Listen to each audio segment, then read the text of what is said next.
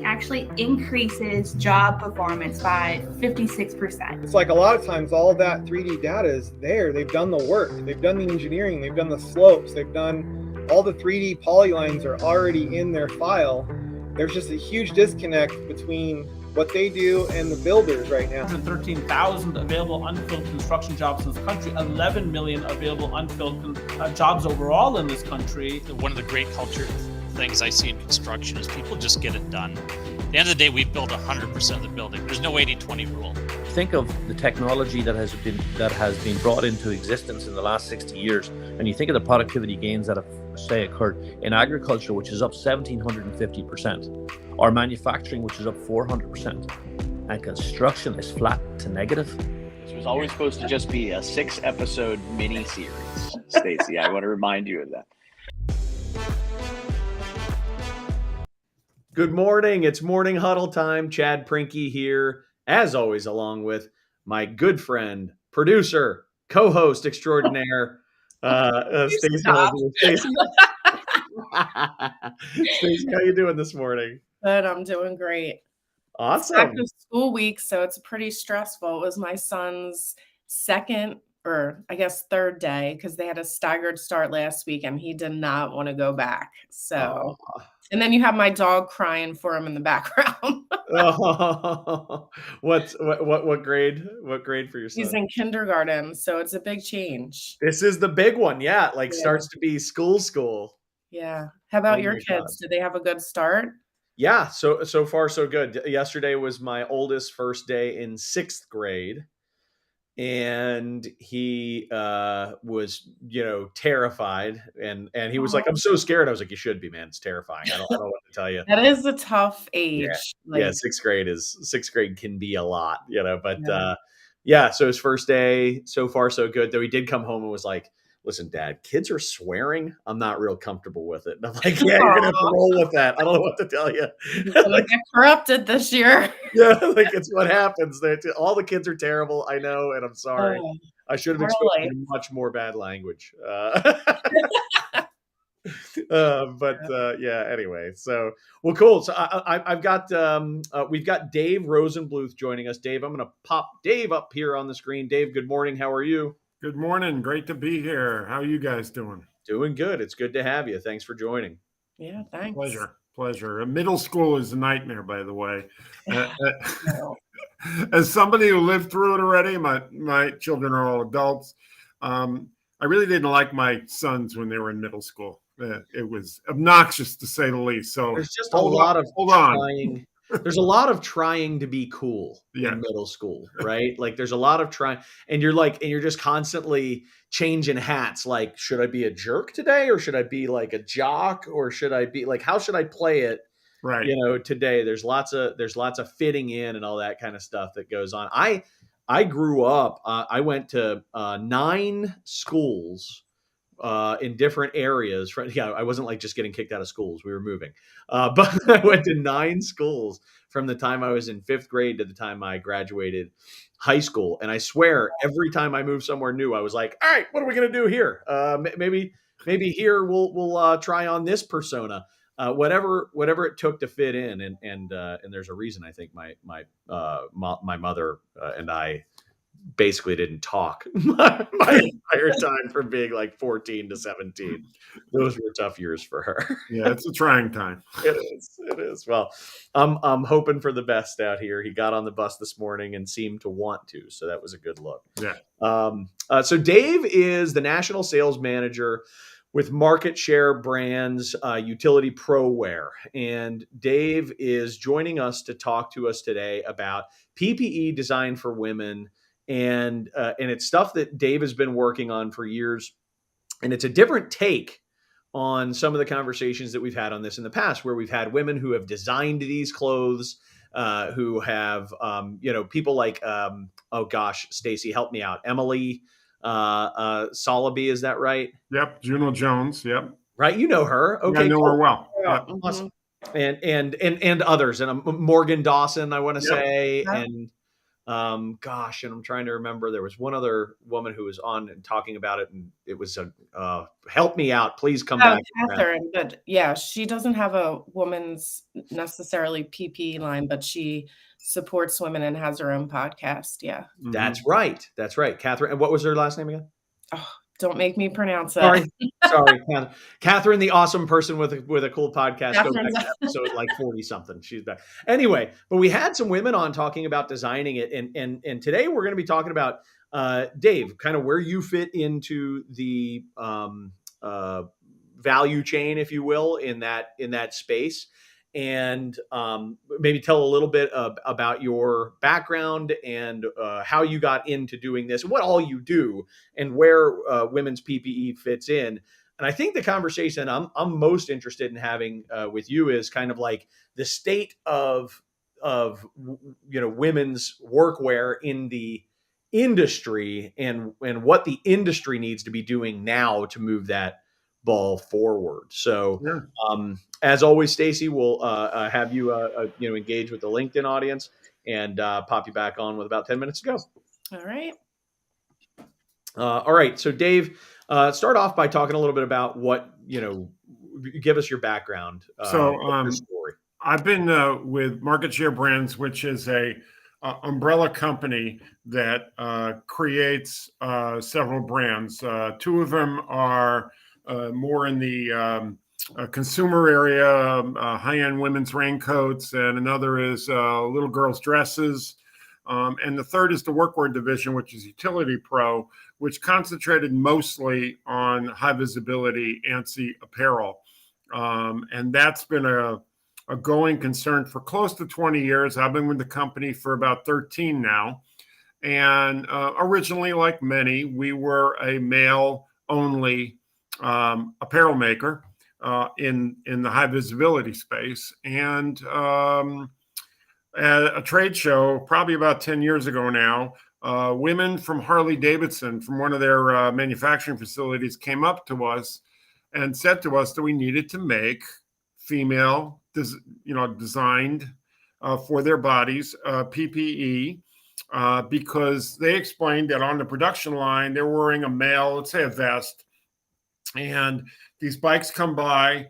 Obviously, there's things sticking out. There's assistive technology and robotics moving around, and their ill-fitting clothing presented a hazard because it was getting caught up in the equipment and the bikes as they came by. A woman described it to me and basically said, I might as well be in the dark wearing black because that's how unsafe I feel. Wow. So that's what piqued our interest. The idea that there are women already out there, and of course, think about it, 10 years ago, so that's an even smaller population, but there are women in predominantly male-dominated fields, and they're unprotected, and they're not working right. They're not protected properly. So we started to dig in. And we developed a line that has since grown. At the time, I think we had 4 pieces. We had a vest and 3 different outerwear pieces to go with it. And now we're up to 9 with a couple more coming. And basically, we did the research and talked to people about how to design it. There's narrower shoulders, but there's issues at the hip. And just torso length is different. So as you probably had conversations with other people that design women's PPE, they pointed out some of these differences. So like when you see pictures on LinkedIn of women at a job site, you can tell the women that are wearing male pieces and the women that are wearing designed for female, especially in length and also in, I'll call it girth. The idea, they're too baggy, if it's a male piece. Yeah. So that's what's got us started. And of course, in the ensuing years, with the way things are in construction, especially, and the amount of women that are moving into those fields to fill some of the job gaps, that population is starting to grow. It represents in the trades, I think it's about 13% of the total work population now is female. Yep. And here's a stat to think about, and I'm sure you might have discussed it, but over 70% of the people currently working in the trades are 45 or older. Okay. That's a whole lot of people that just from a pure physical standpoint might not be around 10 years from now doing the jobs. Okay. Someone's got to fill all those slots. And a lot of women are jumping in already, whether it's in the trades or it's in, site supervision or safety supervision, things like that. So that it's a slowly emerging field, and with their own unique set of needs. Yeah, and we've agreed, and we've certainly spent a lot of time on the morning huddle talking with people who are helping to spread the word and get more women engaged in the construction industry. And it's I would say, really strong movement at this point. I would anticipate 10 years from now that 13% could be, well into the 20s, if not more. Agreed. Over the next 10, 15, 20 years, it's going to increase. And it's only reasonable that that the manufacturers of safety wear and workwear should be thinking about this emerging and consistently growing portion of the workforce. But here we are, and one of the things that jumped out to me in our conversation leading up to this, Dave, was that you had said, if we were having this conversation 5 years ago, it would be different than the conversation that we're having today. And I thought that was a really interesting, it was kind of a cliffhanger for me. I want to understand that further. So you tell me, like, where are we today? What's the landscape of women's PPE today in comparison to 5 years ago or 10 years ago? So 5 years ago, it would have been, where's the product? Why isn't somebody making the product?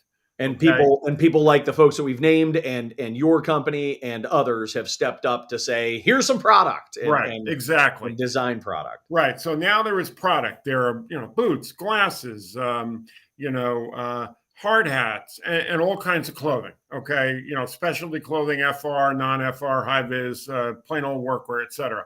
It's not a question anymore, I think, of that. A lot of entrepreneurs have gotten in and done that. The issue now is the supply chain, and the issue is putting the companies, construction company XYZ, knowing that they can get the products from Utility Pro or from Dawson or whoever the company is, because we're in a situation in the safety world that we're dominated by really large multinational distribution companies.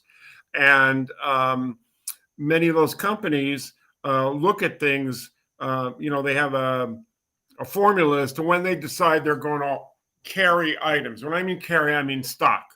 Yeah. They're not going to have a problem stocking some male bomber jacket because they know that of the 13 million people in the trades, 10 million of them are men.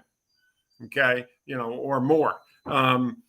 But they're not necessarily stocking female designed clothing and PPE. And so construction company Acme, the buyer goes to big distributor X and says, okay, I got to get those bomber jackets. I need 75 bomber jackets, and I need my eyeglasses, and I need this, that, and the other. He puts together himself a nice order, and he gets it all at a special discount from distributor X. But distributor X isn't carrying the female clothing and PPE.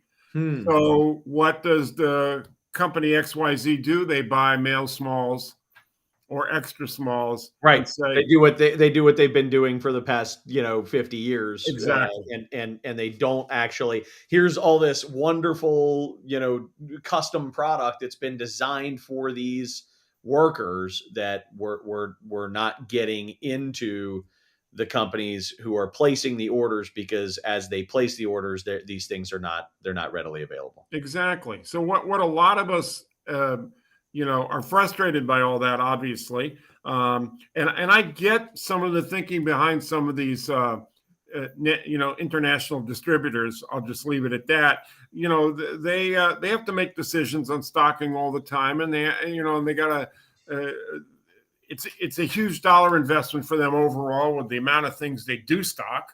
And they look at that number and say, it's just not worthy right now, at this point in time. Well, here's the thing. It seems to me like the real pain in the ass about this, the whole thing is that, or what makes it so difficult to make the change is that at the end of the day, they're ordering PPE for women. They're just ordering men's PPE for women. Right. And so they're not losing sales. Right. At the end of the day, they're still making business. They're still making sales. So they're kind of shrugging their shoulders thinking, screw it. It's working for us. And I realize that there's probably better product out there for these people, but it's not like they're not buying it. And and so at the end of the day, how the only way, I think there's only two ways, right? There are three ways. Let's go with three. There's only three ways to actually influence change. One is to get the long arm of the government involved. Let's mutually agree. Let's try to avoid that one. Right? Let's try that one, right? Two is that we let the market just kind of sort itself out naturally. And in this case, I think I just pointed at the reason that's not going to happen. The market isn't going to just sort itself out naturally. So number three is you gotta go around and stomp, and you gotta say we're pissed off, and you have to fix this. Yeah. Even though we're ordering men's smalls, that's not what we should be doing. And we need to stop that now. And you gotta, maybe not you. I'm not calling on you, Dave, to publicly shame these multinational corporations that happen to also be your customers, right? But people need to. I think that's an important aspect of this, is that people need to be banging on the doors of the companies of this ilk and saying, just because we are buying your men's smalls for our women doesn't mean we should be. That's true. And you have an issue here. Also, think of the individual woman who is a tradesperson working on a job site. She might be two women in a crew of 50 from any particular company. The last thing that woman wants to do is to make herself stand out more than she already does in terms of the job politics, a woman in a male world. They don't want to be considered that, and pardon my language, that bitch on the job. Right. All those things. Yeah, so they don't want to carry the unfair connotations that come with just standing up for yourself. Exactly. Yeah. Exactly. So all that plays into it too. So you don't have many of the women going as individuals to their buyer and saying, hey, I need these boots here, and I need this vest here, and these gloves. That's what works for me. Now, about the only thing that I will say where government may help us is the recent OSHA statement that came out regarding the support of the equity piece, the idea that people, from a pure safety point of view, fit means a lot. Now, how that will translate into a regulation, I don't really know. And as we all know, for the most part, OSHA and ANSI is a voluntary exercise. And so we all know that there are times and places and people and companies that will not exactly follow those voluntary suggestions. So it remains to be Sometimes seen. You can press, yeah. Right. But I think that you talk about raising the awareness, getting angry. There's a lot of organizations out there now in support of women, whether it's Association of Women in Construction, Women in the Trades, roofing, et cetera, et cetera, et cetera. And I've been calling for the idea that on some level, all these organizations have very similar goals, advocating for women in their respective fields, but they're all running down parallel train tracks that are not meeting at a crossroads where common goals can be brought together between all the organizations. And then you have more muscle because you got power in numbers. Any one of the groups might be considered to some small or inconsequential, but when you put all these women's advocacy groups together, it's a serious number. Yeah. And I think there's commonality there between them all that could help push this thing forward and get a better acceptance out there in the world. Yeah, I love it. And I may have tilted my hand a little bit and I the audience may have gotten their first peek at my political positioning in my previous statement, but I would, you know, in that I'm just, how about this? I'm just pro free market combined with people advocating and pushing things forward. I would love if we could move this forward without creating a law. Yeah, I agree. You know what I mean? I just think that's I think it's a healthier thing for our economy overall. But I'm also in agreement that when the markets fail to act, that is the reason we have government. So Yeah. we can't have a large portion of the population unsafe because corporations are unwilling to make a decision that they think isn't in their best financial interest. We can't have large portions of people unsafe as a result. So I understand that position as well, and I hope that the market is listening to these advocates, the women's associations, things like that. But I also think it's what we're doing right now is got to be a piece of the puzzle too, because quite frankly, my bet is that the purchasing people and or you know, that unless the customers of these large distribution companies, unless the customers start banging the table and saying this is BS, you need to provide us with these options or we are switching providers, Right. and you know, really start, you know, hitting them in the wallet when they can start doing the math and say, well, it was fine when we were still selling the men's smalls to these people. We didn't care because they kept on buying, but now they're threatening to pull the business altogether. We don't want to lose this $1,000, $100,000, whatever, $2 million account because they're unhappy with our options. We'd better listen to our customers and react. So folks, if you're one of those people and you're watching this or listening to this right now, take the lead. And I think there's an opportunity from a capitalizing on the market from what you're hearing from Dave right now.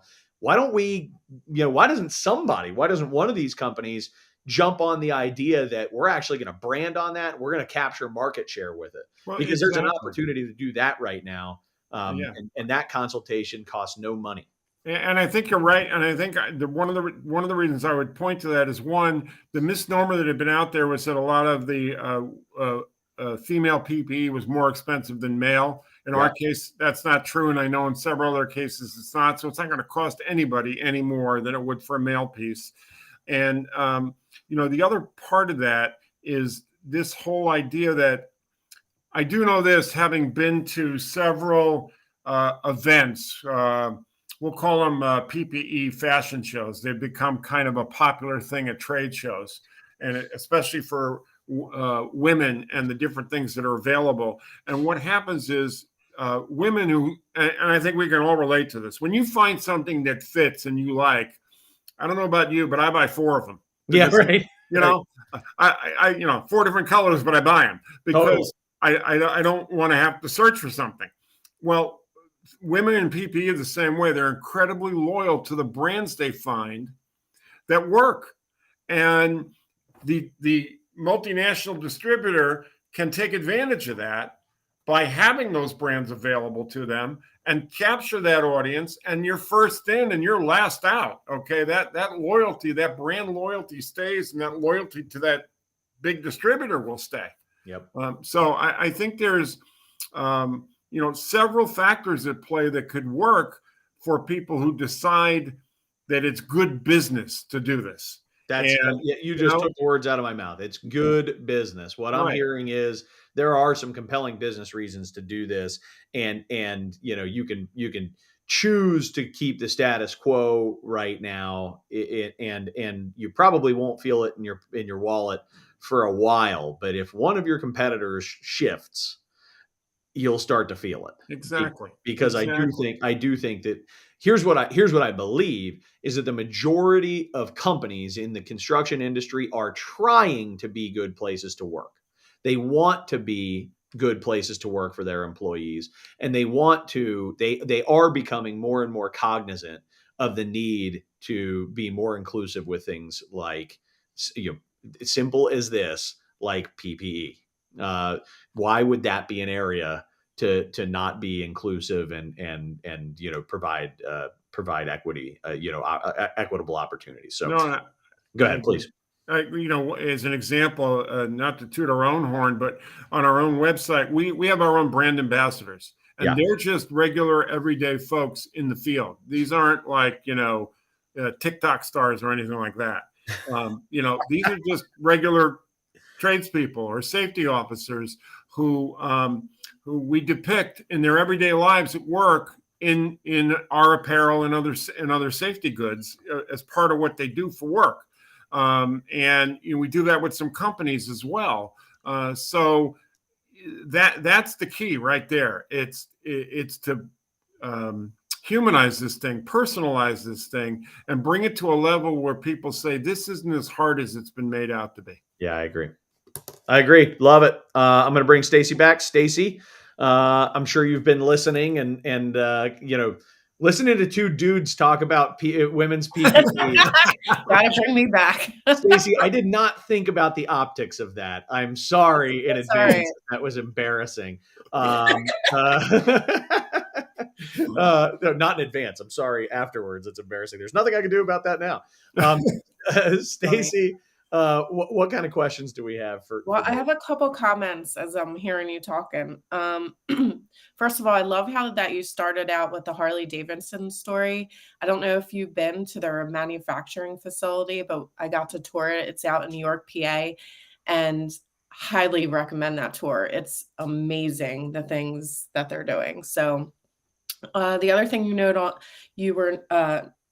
noted on was the rise of, women in construction, and we're up to 13%. And I think a big part of that is NAWIC's push on social media. They ran their first huge national social campaign, and they were showing off all the women's workwear and all different topics. So I think that really helped. And a lot of people in this industry are so slow still to get on board with social media. And I think it's more of a generational thing. There's older owners owning these businesses, and they don't have time to be on social, but they're truly missing out on the conversations that we're having. What else was I going to say? Oh, so back to the social media, you were kind of talking about brand ambassadors. So I was curious, especially on Instagram, we find a huge following of skilled trades professionals that, whether it's electricians, plumbers, carpenters, you name it, they kind of have they're influencers, I guess, of skilled trades, and people are following them, and they have large audiences. So is women's workwear, not just even women's, are you guys taking advantage of those influencers and brand ambassadors, and how does that all work? Well, for us, we wanted it to be very organic. So in other words, like I said before, I wasn't looking for somebody who was going to say, "Oh, I'll wear your brand, but it's going to cost you thousands." Okay. Mm-hmm. I was looking for people who have already organically built these wonderful followings because they're inventive with their videos, and they have a passion about their work, and about, especially in the case of women in those formerly male-dominated jobs. So what it's done for us from a commerce point of view is it has directed more people to our retail website for sure. Mm-hmm. It has raised up the level of awareness of us as a brand, partly because we don't do a lot of what you would call traditional advertising, whether it's in trade papers or on trade websites. We do some trade shows, and we rely on manufacturers' reps in their respective territories. But the brand ambassadors have a way of legitimizing everything, because another woman who may be getting started sees one of our ambassadors, an electrical apprentice or a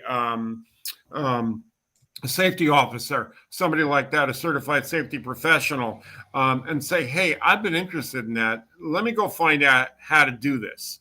And so it has had an effect. I have spoken to people at trade shows, and they say, "Oh, I remember seeing so-and-so in that video with that jacket. Can I see that jacket?" That kind of a thing. So Yeah. there is a direct cause and effect to using real life folks in real life situations on Instagram, especially. No Yeah, problem. I was at the NAWIC women's or children's girls camp, and one of the volunteers I was working with, she had these amazing like safety glasses on. They were called Vipers, and she was telling me all about the brand and how excited she was. And she wasn't a brand ambassador; she was just a huge fan. And I looked them up; they're pretty badass. Yeah. I really like those, and the whole marketing campaign around it is really, really cool. Is there some brands that you can specifically recommend for us women to go check out, especially if we are wearing men's clothing right now and we want to see what our options are? Sure. If you need high vis, you go to Utility Pro Wear. That's an easy one for me to say. Utility right now, in fact, if you use the word Huddle for the code, you get 20% off anything on the site. Other brands in the boot area, there's Xena Workwear and Juno Jones. You guys know Emily. In pants, there's Dawson Workwear. There's Dovetail. Let's see what else there is. They also do some shirts and things like that. FR, there's Sentinel Safety. There's Emher. Melanie Adams does a great job with FR. There's Skoggles, which are design glasses for the female face, safety glasses. There are, and I will say about all of those I mentioned, those are single owner-owned passion projects. Each one of those companies has started and built, which to me is more attractive than something that's corporatized. As much as we need as many people as possible making and putting these products out there, to me it's more appealing that it's passion projects. And those are just some of them. There's others I'm forgetting, and I apologize to those of you who I know, but I've omitted you or forgotten a name here or there. But there are more than enough now out there. The trick is getting them through the channels so that folks can see them more readily. Yeah, definitely. Thanks for sharing that. So, you talked about the discount code. It's 20% off if you mention the Huddle. Is there an expiration date on that? I think we have it through, it's at least 60 days, probably a little more. Okay. So they've got some time. So if they want to wait, until it gets a little cooler and they get their eyes on a jacket, they've got a little bit of time for that. But you never know with the weather. So yeah, where I am around here, it's supposed to hit 90 over the Labor Day weekend. So. And where are you at? I'm on the East Coast. I'm in Connecticut. Oh, okay. So, but that's, September, it always gets warm. But anyway, so it's available for folks. I'm always available to answer any questions as well if anybody has them. So I'd be happy to help in any way, shape, or form. Thanks. We appreciate that. Thank Chad, you so any much. list? No, that's awesome. That's Dave. Again, Dave Rosenbluth from Utility Pro Wear, utilityprowear.com, discount code Huddle. Definitely go and check that stuff out. It's really nice looking product, and we appreciate the conversation today, Dave. Dave, I think I'm coming away from this planning to advise my clients to start complaining to their to their large multinational distribution companies that they're buying all this stuff from today, and telling them, listen, you really got to get women's product as a part of what you have. That's one small impact that I can make is start to spread that word. It's not a hard thing for anybody to do, and I'm confident that everybody that I work with is of that mind. So that's great, and that's how it starts, and that's how it'll grow. Exactly. All right. Great, Dave. Thanks again. Have a great day, Stacy. You and I have some cleanup to do. Yep. Great to talk with you both. Thanks. Yeah, bye. Thank you. Bye bye. So Stacy, we have a pretty big announcement to make that coming up starting in September. we've got some ongoing sponsors. It's been one of the more interesting experiences of my life, going and talking to people and sort of saying like, hey, we both want the same thing, which is to spread the word. But for us to do that, the huddle needs to generate some revenue so we can advertise. And so for the first time ever, we're actually going to be advertising and trying to spread the word beyond just like, putting on a good show and hopefully, sending out invites and, and hopefully show. So we're stretched a little thin, just us two. So yeah, no kidding. No kidding. But and as we recently identified, you and I actually have other jobs, which is which is a lot. So I would like to call out that we've got Frisco Woodline, previously GE Frisco, awesome people who have a lumber supply company and some custom capabilities in house in terms of fabricating. I'll let them get into it more, but Frisco Woodline is going to be a sponsor.